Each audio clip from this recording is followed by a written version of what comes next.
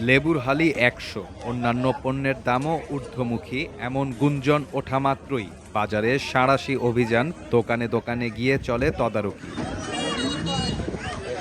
অভিযানের এ চিত্র স্থলবন্দর এলাকা দিনাজপুরের হিলিতে। পবিত্র রমজানকে ঘিরে বেশি চাহিদা থাকায় লেবু, শসা, তেলসহ নিত্য প্রয়োজনীয় পণ্যের দাম নিয়ন্ত্রণে রাখতে সোমবার অভিযান চালানো হয়। এর নেতৃত্ব দেন হাকিমপুর উপজেলা নির্বাহী কর্মকর্তা। এ সময় তিনি বলেন, ব্যবসায়ীদের মূল্য তালিকা টাঙানো নির্দেশনা দেওয়ার পাশাপাশি পণ্যের দাম সহনীয় রাখতে জোর দেওয়া হয়। একই সঙ্গে যারা অনিয়মে জড়িত তাদের বিরুদ্ধে ব্যবস্থা নেওয়ার হুঁশিয়ারি দেওয়া হয়। দ্রব্যমূল্য স্থিতিশীল রাখার জন্য আমাদের বাজার মনিটরিং হয়েছে।